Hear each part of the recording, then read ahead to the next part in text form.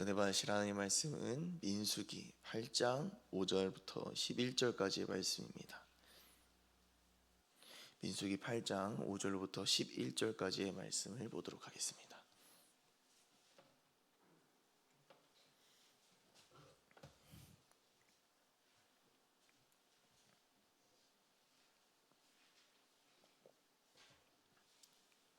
민수기 8장 5절로 11절까지 말씀 함께 합독합니다. 시작. 여호와께서 모세에게 말씀하여 이르시되 이스라엘 자손 중에서 레위인을 데려다가 정결하게 하라.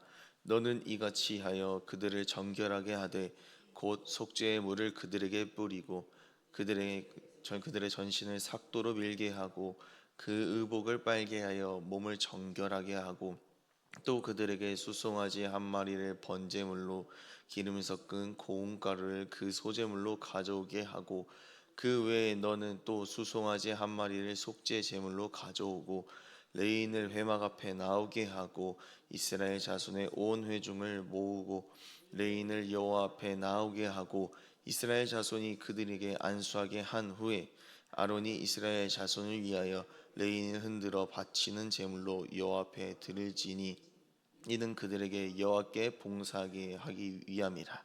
아멘. 할렐루야. 민수기 8장의 말씀을 중심으로 온전한 예배자의 조건을 갖추라, 온전한 예배자의 조건을 갖추라라는 제목으로 하나님 말씀을 나누고자 합니다. 어제 새벽에 장막을 세운 이스라엘의 12지파가 드린 헌물을 보면서 온전한 예배가 무엇인지에 대하여 보았습니다. 오늘 본문을 통해서는 하나님께서 찾으시는 온전한 예배자는 누구인지, 또 온전한 예배자의 영적 상태는 무엇인지에 대해 이 포커스를 두고 말씀을 보도록 하겠습니다. 많은 사람들이 생각하기를 예배라는 것은 형식과 조건에 따라 변한다고 봅니다. 성탄 예배는 교육부의 발표를 떠올리게 하고 교회 창립 기념주일은 교회 역사를 상기하며 예배를 드린다고 접근합니다. 그런데 예배라고 하는 것은 형식과 조건에 영향을 받지 않는다는 것이 사실입니다. 즉 예배의 형식이 아무리 변해도 본질만큼은 절대로 변하지 않는다는 것입니다. 그 본질이 무엇인지 오늘 본문 6절과 7절을 통해 보도록 하겠습니다. 오늘 여러분들이 읽으신 6절과 7절 다시 한번 합독합니다. 시작. 이스라엘 자손 중에서 레위인을 데려다가 정결하게 하라. 너는 이같이 하여 그들을 정결하게 하되 곧 속죄의 물을 그들에게 뿌리고 그들에게 그들의 전신을 삭도로 밀게 하고 그 의복을 빨게 하여 몸을 정결하게 하고. 아멘. 거룩하신 하나님을 섬겨야 했던 이 레위인들은 먼저 정결 예식을 거쳐야 했습니다. 단순히 깨끗하게 씻는 것으로 그치는 것이 아니라 그들의 의복까지 빨도록 명령하셨습니다. 이것을 단순히 글로만 바라보게 되어진다면 마치 레위인이 이 성막을 위한 막노동을 마치고 목욕탕에 가서 사우나도 하고 깨끗하게 세면하는 과정으로 볼 수가 있습니다. 그런데 이 7절을 자세히 보게 되면 이 특이한 표현 하나가 등장합니다. 전신을 삭도로 밀어라 라는 이 명령입니다. 왜 하나님께서는 레위인들의 온몸을 칼로 정의하라 라고 하셨을까요? 우리의 몸에서 나는 이 털도 분명 하나님께서 계획하시고 창조하셨는데 말입니다. 온몸의 털을 제거하는 행위를 이해하기 위해서 한번 말씀을 찾아보도록 하겠습니다. 레위기 14장 8절에서 9절까지의 말씀입니다. 함께 합독합니다. 시작. 정결함을 받은 자는 그의 옷을 빨고 모든 털을 밀고 물로 몸을 씻을 것이라. 그리하면 정하리니 그 후에 진영에 들어올 것이나 자기 장막 밖에 이르를 머물 것이요 일곱째 날에 그는 모든 털을 밀되 머리털과 수염과 눈썹을 다 밀고 그의 옷을 빨고 몸을 물에 씻을 것이라. 그리하면 정하리라. 아멘.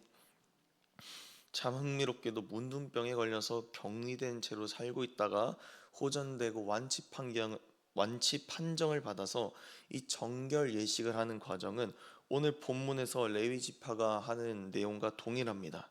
이 본문과 레위기 14장에서 이 씻는다라는 의미가 적용되는 것은 크게 세 가지입니다. 첫 번째 몸, 그리고 두 번째는 옷, 마지막 세 번째는 털을 제거하는 행위입니다. 그렇다면 왜 오늘 본문에서 하나님께서는 레위 자손에게 똑같은 명령을 내리셨을까요? 결국 문둥병으로 부정함을 받은 자나 레위 지파 사람이나 결국 같은 죄인이기 때문입니다. 즉 예배의 본질이 구성 요소와 순서에 영향을 받지 않듯이 이 정결 예식도 동일하다는 것입니다. 여기까지 이해가 가능하지만 도대체 온전한 예배자와 터를 미는 행위는 그럼 어떠한 연관이 있기에 하나님께서 명령하셨을까요? 본문에서 털의 의미는 그저 생본학적 현상으로 나는 것이 아니라 사람의 죄악과 쓴뿌리를 의미하고 상징합니다. 문둥병자에게는 질병의 연약함으로 이해가 되겠습니다. 하나님께서는 이 레위 지파가 모든 성막의 일을 수종될 때에 거룩하기를 원하셨습니다. 그래서 몸과 옷은 물론이고 그들 속에 숨어있는 악한 모습까지 제거하기를 원하셨다는 것입니다. 이 말씀을 우리의 신앙생활에 적용하려면 어떻게 해야 될까요? 우리가 하나님께로 나아가는데 방해되는 모든 것을 끊어낼 수 있어야 합니다. 또한 날마다 저와 여러분은 예배로부터 주어지는 이 영적인 생명으로 살아간다는 것을 믿음으로 선포해야 될 줄 믿습니다. 이것을 결단이라고 합니다. 레위인과 문둥병자들이 모든 털을 민다는 이 행위는 결국 나의 모든 죄악과 마음을 제합니다. 하나님만이 나의 주인이 되게 하옵소서라는 이 믿음의 고백이 여기에 담겨져 있다는 것이지요. 그런데 여기에는 문제가 있습니다. 이들이 아무리 매일같이 결단하고 털을 민다고 한들 이 습관으로 굳어버린 그들의 죄성은 사라지지 않습니다. 결국 성막을 바라보며 자신의 죄로 인해 처절하게 죽어가는 이 희생 제물의 울음소리를 들은다고 할지라도 나의 죄가 나의 삶에서 분리되지 않는다는 것이 현실적인 문제인 것이지요. 그래서 하나님께서는 저와 여러분들을 위해 최고의 희생 제물을 주셨습니다. 그분이 누구십니까? 예수 그리스도이십니다. 아브라함이 이삭을 제물로 바치려 칼을 들고 그를 해하려 하자 하나님께서는 숯불에 걸린 그 숫양을 예비하셨습니다. 그 숫양으로 아브라함과 이삭은 온전한 예배로 하나님께 복을 받는 인생이 되었습니다. 우리에게 그 숫양이 예수 그리스도라는 사실을 잊지 말아야 할 줄로 믿습니다. 성경에서 가장 복받은 사람이 누구입니까? 라고 한다면 여러분들은 누구를 고르시겠습니까? 성경의 대단한 인물들이 아니라 가장 복받은 사람들은 오늘 바로 저와 여러분인 줄로 믿습니다. 왜 그렇습니까? 오늘도 예수의 생명을 가지고 예배드리기 때문입니다. 구약의 사람들은 제사의 희생제물을 고를 때에 눈에 불을 켜고 찾아다녔을 것입니다. 흠이 없는 최고의 동물, 흠이 없는 최고의 상태를 가진 이 동물로 제사를 드린다는 것은 보통 쉬운 일이 아닙니다. 그런데 우리에게는 날마다 이 세상에서 하나님께서 가장 아끼시는 독생자 예수의 피가 우리에게 주어집니다. 우리는 오늘도 예수의 피로 회개하여 거룩해 될 수 있고 예수의 피로 담대히 지성소 안으로 걸어갈 수 있습니다. 오늘 본문에서 레위인들이 자신의 몸과 옷을 빨았듯이 우리는 날마다 예수의 보혈로 우리의 죄와 우리의 심령을 깨끗하게 씻어야 될 줄로 믿습니다. 이것이 온전한 예배자의 조건입니다. 예배와 회개는 결코 분리할 수가 없습니다. 거룩함과 예수의 피는 결코 분리할 수 없다는 것입니다. 예수께서 이 세상에서 공생애를 시작하시자마자 이 세상에 외치신 말씀이 회개하라 였기 때문입니다. 성경 속 주님이 사용하신 인물들의 공통점에는 반드시 회개가 있다는 것입니다. 다윗도 그가 범죄한 침상에서 눈물을 쏟으며 애절하게 회개했습니다. 또한 세리 요한은 예수께서 이 세상에서 공생애를 시작하시기까지 회개의 말씀을 바리새인의 면전에서 과감하게 선포했습니다. 베드로도 마찬가지입니다. 자신의 죽음의 위기 앞에서 예수님을 배반한 그가 성령의 충만함을 받으니 오순절에 그의 처음 설교에서 회개가 선포되어진 것을 볼 수가 있습니다.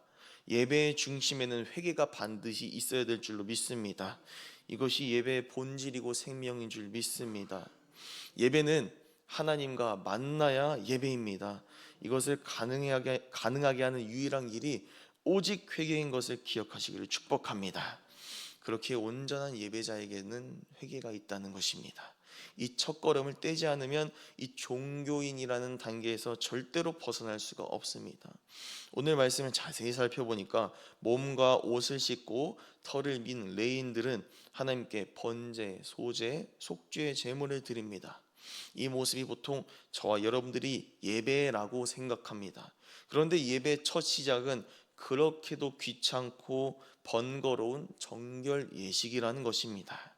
사랑하는 여러분, 오늘 말씀을 통하여서 예배가 무엇인지 정확한 규례에 따라 잘 설명되고 있는지 잘 기억하는 여러분들 되시길 축복합니다. 회개가 없는 예배는 가짜이고 예수 그리스도의 피가 없는 찬양과 예배는 거룩한 예배가 아님을 오늘 말씀은 강조하고 있는 것입니다. 그래서 오늘 말씀의 결론은 무엇입니까? 온전한 예배자의 조건은 예수 그리스도의 피의 능력이 있는가라고 질문하는 것입니다. 나의 죄를 예수의 보혈로 해결받고 씻김을 받아야 하나님을 만나고 교통할 수가 있는 것입니다. 또한 더러워진 나의 심령을 주의 보혈을 씻음으로 말미암아 주의 거룩한 성령이 하나님이 나의 마음을 전삼고 내주하신다는 것입니다. 오늘 말씀을 기억하시고 우리의 삶에서 잃어버린 회개를 되찾으시는 저와 여러분들의 삶이 되시기를 축복합니다. 마지막으로 제가 다양한 교회 속에서 특히 교육부서 속에서 사역을 하면서 동일한 현상을 발견한 것이 하나가 있습니다. 아이들은 누가 되었든지 싸우거나 혼나거나 이 둘 중에 하나는 반드시 하게 되어 있다는 것입니다. 아이들을 가르치고 양육할 때에 아이들에게서 가장 많이 듣는 것은 무엇일까요? 아이들이 전도사님이나 선생님에게 하는 항상 단골 대사가 있습니다. 그것은 바로 제가 먼저 그랬어요 라는 말입니다. 이런 말을 들을 때마다 온몸에 힘이 쫙 빠집니다. 왜 그럴까요? 가르친 사람은 재판장이 아니기 때문입니다. 누가 잘하고 잘못한 것은 중요하지 않습니다. 그 아이가 성숙하고 성숙해야 할 내용을 가르쳐주고 이끌어주는 것이 더 중요하기 때문입니다. 이런 어린아이들의 모습을 부모님들은 굉장히 피곤해하면서도 못마땅해 하십니다. 그런데 오늘 말씀을 통해서 마지막으로 던지는 이 온전한 예배자의 이 체크리스트가 있습니다. 바로 나에게 주신 말씀을 어디에 적용하는가라는 질문입니다. 쉽게 말해 목사님께서 가정에서 일어나는 다툼을 언급하셨다고 가정해 보겠습니다. 남편과 아내의 문제, 자식과 부모의 갈등을 언급할 때에 꼭 그 시간에 서로를 바라보는 사람들이 있기 마련입니다. 예배 시간이어서 토론을 못해서 망정이지 서로를 바라보는 이 눈빛 속에 깊은 말이 담겨져 있는 것을 보지 않습니까? 겉봐, 목사님이 너 하는 것을 다 아시고 뭐라고 하신다, 좀 정신 차려라는 이 눈빛으로 서로를 쳐다보는 것을 볼 수가 있습니다. 그런데 사실 그 말씀은 본인에게 해당되는 말씀입니다. 아무리 좋은 약재를 가지고 한약을 만들었다고 할지라도 본인이 마시지 아니한다면 아무런 일도 효능도 나타나지가 않습니다. 제가 아직도 기억나는 것은 저희 가문의 믿음의 1세대이신 저희 증조할머니께서 소천하시기 몇 시간 전의 모습이 생생합니다. 아무리 자식들이 효도한다고 마지막을 챙긴다고 이 죽음의 순간이 코앞에 있기에 눈도 뜨지 못하시고 그저 누워 계시던 모습이 생각납니다. 만일 눈을 뜨고 바닥에 할머니 자신을 위해 놓여져 있는 음식을 먹으면 살아납니다.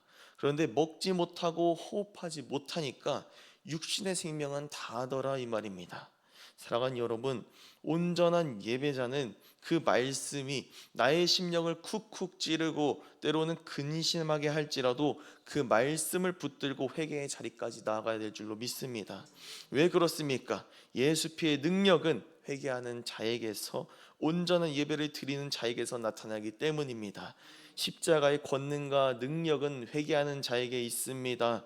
주의 신령한 생명의 말씀은 우리가 아멘으로 받아들이고 인정할 때에 우리의 심령 속에서 살아 움직이기 시작한다는 것입니다.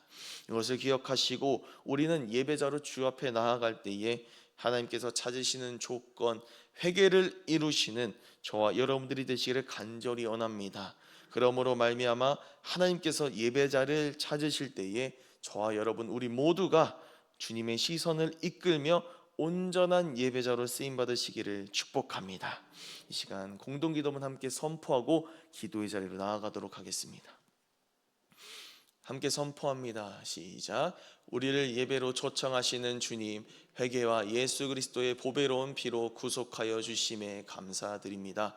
매일마다 주어지는 예배를 가볍게 여기지 않게 하시고 나에게 주어지는 말씀을 붙잡고 죄의 쓴뿌리를 제거해 나가는 거룩한 예배자가 되게 하여 주시옵소서. 하나님을 만날 때 찾게 하시고 말씀을 인격적으로 수용하여 나의 삶에 성취되는 은혜가 부어지게 하여 주옵소서. 예수님의 이름으로 기도합니다. 아멘.